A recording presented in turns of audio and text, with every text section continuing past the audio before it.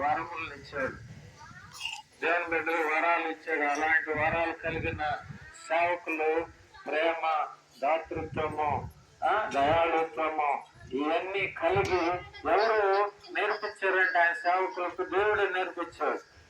ఈ ప్రేమను ఎవరు నేర్పించారు? దేవుడే నేర్పించారు. ఈ కార్యక్రమం చేయాలన్న హృదయము పెద్దలకు సేవకులకు ఎవరిచ్చారంటే యేసుప్రభు వారు ఇచ్చారు. యేసుప్రభు వారి ద్వారా వాళ్ళ తల్లిదండ్రులు ఆ కార్యక్రమాలను చేశారు.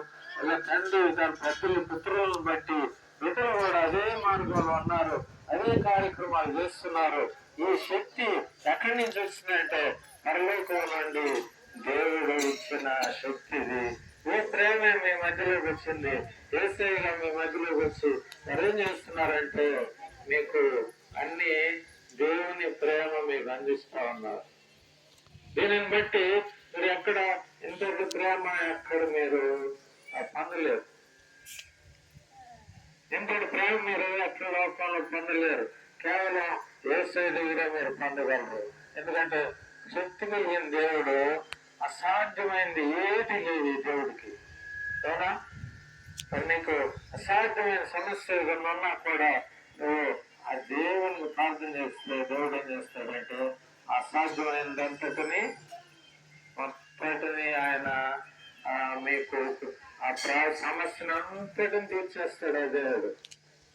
అది ఎంతటి దేవుడిని తెలుసుకోవడమో మన ధన్యత. అవునా? అంతటి దేవుని దాంతో మనం కలిగి ఉండడం ధన్యత. దేవుడు మనకు దిగివచ్చి మనల నుండి ఏ తప్పిదాలు, దోషాలు అన్ని ఏది లేకుండా దేవుడు ఏం చేస్తాడంటే మనల నుండి తీసివేస్తాడు. ఏ మార్గంలో తీసుకొస్తాడంటే మంచి మార్గంలో తీసుకొస్తాడు. ఈ మంచిని స్థాపించట కొరకు యేసుప్రభు వారు లోకానికి వచ్చారు.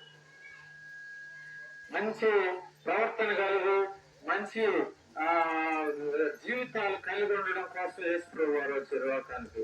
యేసుప్రభుని ఎరిగిన వారు ఏ తప్పు చేయరు. యేసుప్రభుని నమ్మిన వారు ఏ తప్పులు చేయరు, ఏ పొరపాట్లు చేయరు, ఏ ఒక్క ఆపద చేయాలని ఆలోచనలు ఏది ఉండదు వాళ్ళలో. ఇవన్నీ ఎవరు తీసేస్తారంటే యేసుప్రభు వారిలో నుంచి తీసివేస్తారు.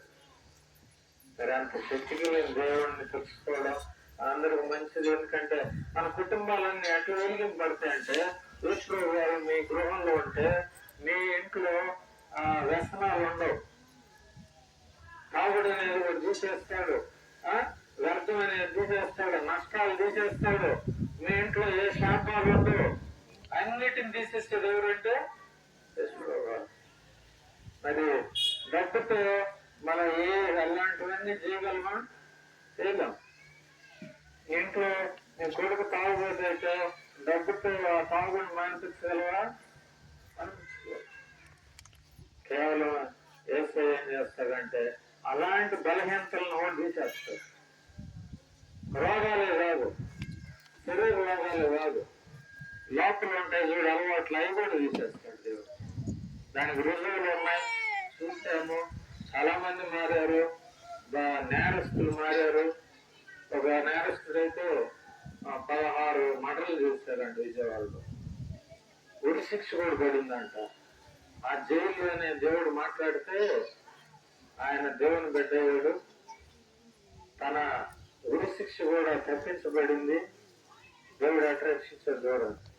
అలాంటి రక్షణ ఎవరిస్తారంటే యేసుప్రభువే ఇస్తాడు.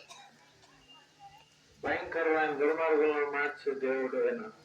కాబట్టి ఈ సమయం ముందు మరి సేవకులు, పెద్దలు వారు చదువుతున్న ఈ కార్యక్రమము దేవుడు బోరుగా దీవించి మీ అందరినీ దేవుడు ప్రేమిస్తూ ఆదరిస్తూ మరి ఈ కార్యక్రమాన్ని ఇంకా ముందు దేవుడు నడిపిస్తూ మరి ప్రాంతంలో వెలుగైన ఒక సువార్త ప్రకటించబడుతూ దేవుడు ఒక రాయిని, ఒక పునాదిని, ఒక మందిరాన్ని కూడా ఏర్పాటు చేయాలని మరి ప్రభునామంలో ప్రార్థన చేసుకుంటూ మరి ఈ రీతిగా ఈ ప్రాంతం అంతటినీ దేవుని రాజ్య సువార్త ప్రకటించే ఒక మందిరము మరి దేవుడు ఏర్పాటు చేయాలని ఆశిస్తూ చిన్న ప్రార్థన చేసుకొని ముగిస్తాం. ప్రేమ గల ప్రభా, దయగల నాయన, కృపగల ప్రభా, మీ ప్రియ బిడ్డలు ఎంతో నాయన హృదయంతో మీ మాటలు విన్నారు, మీ పాటలో ఆలోచించారు ప్రభా. మీ నామందు విన్న మాటలను బట్టి వారందరిని రక్షించండి.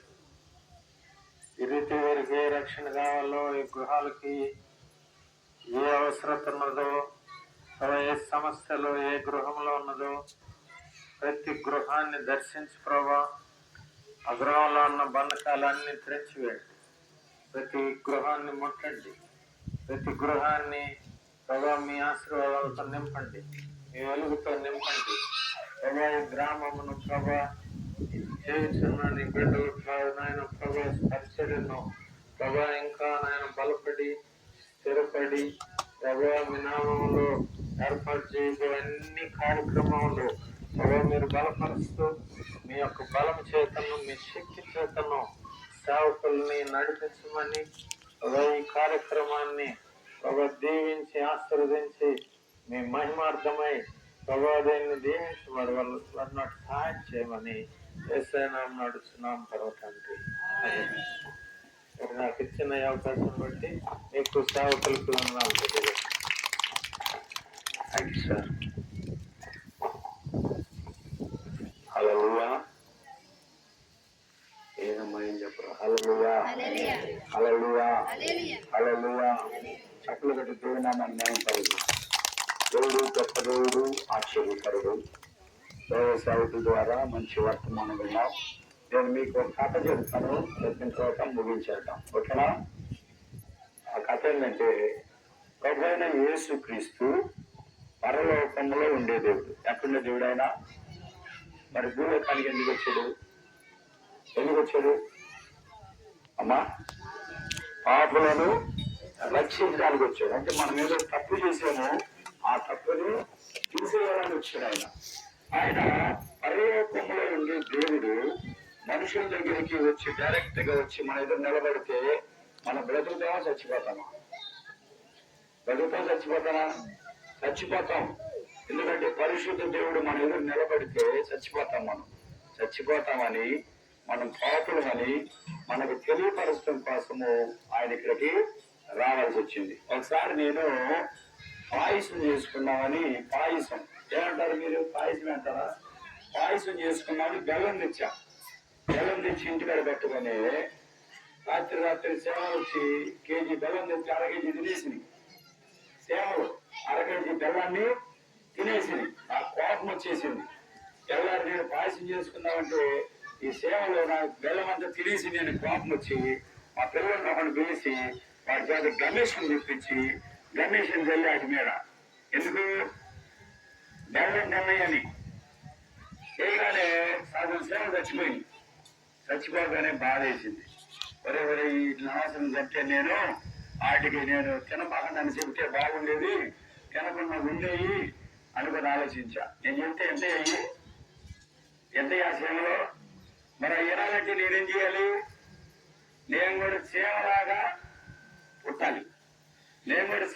పుడితే అప్పుడు ఆడి దగ్గరికి వెళ్ళి కొస అంటే అప్పుడు ఆడికి అర్థమైంది. అంతే కదా, సేవలు మాట్లాడుకునే విధానంలో మాట్లాడితే వాటికి అర్థమైంది. దేవుడు కూడా డైరెక్ట్ గా మనం ఎన్నో పాపాలు చేస్తా ఉంటే ఆయన అక్కడి నుంచి మనం చంపేయచ్చు. చంపగలదా లేదా? చంపేయచ్చు మనం. ఆ దేవుడు మనం చేసే పాపాలు చూసి ఆయన మన మీద ఏమి వేయకుండా మనం చంపేయకుండా ఆయనే భూమి మీదకి వచ్చి మీరు పాపం చేస్తున్నారని తెలియపరిచి పాపం చేయొద్దని ఆయన మనకి తెలియపరిచాడు, ప్రేమించాలని చెప్పాడు. దేవుని యొక్క వాక్యం సెలవిస్తుంది. దేవుడు 2 ఆజ్ఞలు ఇచ్చాడు. ఆ 7 ఆజ్ఞలు అంటే మొదటిగా నీ దేవుడైన యెహోవాని నీవు నీ పూర్ణ హృదయముతో, పూర్ణ ఆత్మతో, పూర్ణ బలముతో ఆయన ఏం చేయాలా? సేవించాలి. 2వ ఆజ్ఞ ఏంటంటే నిన్ను వలె నీ పొరుగు వారిని ప్రేమించాలి. చెప్పండి అందరూ, నిన్ను వలె నీ పొరుగు వారిని ప్రేమించాలి. ప్రేమిస్తున్నారా మీరు? మేము ప్రేమించట్లా. కొన్ని సందర్భాల్లో చాలా బాధ అయిపోతుంది. కానీ మనం దేవుడిచ్చిన ఆజ్ఞను నెరవేర్చలేనటువంటి వారముగా ఉంటున్నాం. దేవుడు మనందరినీ ప్రేమిస్తూ ఉన్నాడు. దేవుడు మనందరినీ ప్రేమిస్తూ ఉన్నాడు దేవుడు కదా. మనం కూడా అందరినీ కూడా ప్రేమించాలి. కాబట్టి మీరు ఎప్పుడైనా చూసారు అయ్యగారిని? ఎప్పుడైనా చూసారు మీరు? అయ్యగారు మిమ్మల్ని ఎప్పుడైనా చూసాడా? చూడాల. మీరు ఆయన చూడలేదు, ఆయన మిమ్మల్ని. కానీ దేవుడు మిమ్మల్ని చూశాడు. దేవుడు మిమ్మల్ని చూసి ప్రేమించి ఇక్కడ పంపించాడు. నా బిడ్డలు ఉన్నారా? వెళ్ళి వాళ్ళకి 4 మాటలు చెప్తారని పంపించారు కదా ఇక్కడికి. సో దేవుని ప్రేమ చూడండి. ఆయన మనుషులను పంపిస్తాడు మన దగ్గరికి కదా. ఆయన ప్రేమిస్తాడు. ఎందుకంటే పరిశుద్ధ దేవుడు మన దగ్గరికి రాలేదు. అందుకే ప్రభువైన యేసుక్రీస్తు మానవుడిగా ఈ లోకానికి వచ్చి మన మధ్యలో ఉండి మన